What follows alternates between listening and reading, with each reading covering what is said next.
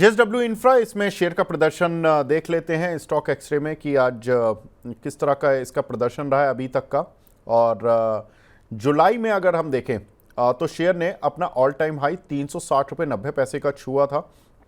हाल की गिरावट जब हमने देखा कि सितंबर से फरवरी मार्च तक जो मार्केट में गिरावट रही, उसमें शेयर वहां से लुढ़क के 218 रुपये की रेंज तक भी आ गया था, तो काफ़ी तेज गिरा। लेकिन अभी भी शेयर अपने हाई से करीब 20% नीचे है।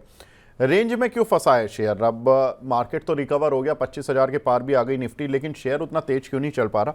देखिए, मार्च तक कंपनी में प्रमोटर की होल्डिंग थी 85.61%।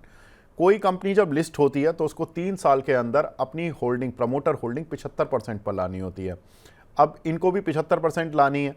अब इन्होंने फ्राइडे के सेशन में ही 2% होल्डिंग अपनी बेची प्रमोटर ने। इस तरह की खबरें आई थी, ब्लॉक डील हुई थी इसमें करीब 1200 करोड़ रुपए की। तो धीरे धीरे करके प्रमोटर अपना हिस्सा तो घटाना पड़ेगा उन्हें, सेबी की कंप्लाइंस है, मतलब ये उनकी इच्छा नहीं है लेकिन मजबूरी है। अब जो दूसरी बड़ी प्रॉब्लम है इस शेयर के ना चलने में, वो है कि कंपनी का जो ज्यादातर बिजनेस था ना, वो जेएसडब्ल्यू ग्रुप पर ही आधारित था। मतलब जेएसडब्ल्यू ग्रुप की कंपनी है ये, तो उन्हीं का ये माल इंपोर्ट एक्सपोर्ट में लगे रहते थे पोर्ट के जरिए। लेकिन अब धीरे धीरे इन्होंने अपना बिजनेस डाइवर्सिफिकेशन किया है और कंपनी की अब जो डिपेंडेंसी है वो ऑलमोस्ट 50% जेएसडब्ल्यू ग्रुप है और 50% के जो दूसरे क्लाइंट्स भी इन्होंने ऐड किए हैं। और धीरे धीरे डिपेंडेंसी कम करेंगे, जेएसडब्ल्यू ग्रुप पे डिपेंडेंसी कम करेंगे और दूसरे लोगों का भी काम करना शुरू करेंगे।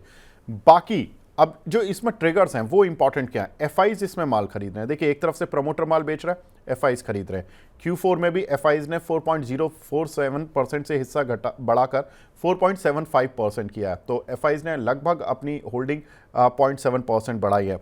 भारतीय पोर्ट सेक्टर में कंपनी का 7% मार्केट शेयर है, 7%। और 2030 तक, ये बहुत लाइन दो इंपॉर्टेंट है, ये जरूर सुनिएगा, 2030 तक पोर्ट कैपेसिटी बढ़ाकर कंपनी 400 मिलियन टन पर एनम करने का लक्ष्य कर रही है, जो कि मौजूदा कैपेसिटी से करीब करीब 2.5 गुना है। अभी की कैपेसिटी करीब 174 मिलियन टन पर एनम है, तो यहां से काफी तेज कंपनी अपनी एक्सपेंशन कर रही है। दूसरा बड़ा इंपॉर्टेंट डेवलपमेंट जो कंपनी के साथ है वो है कंपनी जेएसडब्ल्यू लॉजिस्टिक्स। ये इनका एक और आर्म है जिसमें 2030 तक लॉजिस्टिक इंफ्रा बनाएगी। जो पोर्ट वाला काम कर रही है वो अलग है, लॉजिस्टिक इंफ्रा बना रही है, उस पर 9,000 करोड़ रुपए का इन्वेस्ट कर रही है। और इससे क्या होगा, इसी पर्टिकुलर बिजनेस से करीब 8,000 करोड़ रुपए की कंपनी को सालाना आय और 2,000 करोड़ रुपए का एबिटा यानी कि ऑपरेटिंग प्रॉफिट बढ़ता हुआ दिखाई देगा। ये भी जो इनका एक्सपेंशन है 2030 तक के लिए, तो अगले 5 साल में कंपनी काफी बड़े एक्सपेंशन कर रही है। कंपनी का जेएनपीए पोर्ट पर विस्तार कार्य सितंबर तक पूरा हो जाएगा। शॉर्ट टर्म ट्रिगर ये भी है कि अगले 4-5 महीने में कंपनी का एक बड़ा कारोबार शुरू हो जाएगा, बड़ा इनका पोर्ट शुरू हो जाएगा। नवकार कॉर्प में कंपनी ने हाल ही में 70.37% हिस्सा खरीदा था, उसका भी फायदा कंपनी उठाएगी। लॉजिस्टिक्स से जुड़ी कंपनी है। एबिटा मार्जिन्स कंपनी के 50 से 52% ही लॉन्ग टर्म में देखने के लिए मिलेंगे अगले 2-3 साल तक, ऐसा अभी एमओएसएल के अनुमान है।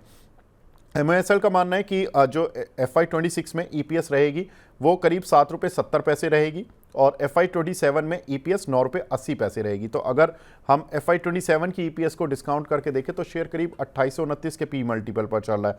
पोर्ट सेक्टर में ज़्यादा कंपनियां नहीं है, अदानी पोर्ट है, जेएसडब्ल्यू इंफ्रा है, तो बहुत ज़्यादा बड़ी कंपनियां नहीं है, तो इसलिए इसमें कॉम्पिटिशन या हम कह सकते हैं पी मल्टीपल थोड़ा सा प्रीमियम मिल जाता है। कंपनी पर करीब 4300 करोड़ का कर्ज है और 4400 करोड़ की नकदी पड़ी है, तो इतना ज्यादा कोई प्रॉब्लम डेट साइड पर कुछ एज सच है नहीं। एमओएसएल की तो राय है इसमें बाय कर चले, 380 का टारगेट है। और इस शेयर का जो ऑल टाइम हाई था वो 360.90 रुपये का था, तो ये तो मानने है कि नया हाई बन जाएगा। लेकिन अंशुल जी से पूछ लेते हैं उनकी क्या राय है। अंशुल जी, आपकी क्या राय है इस काउंटर पर?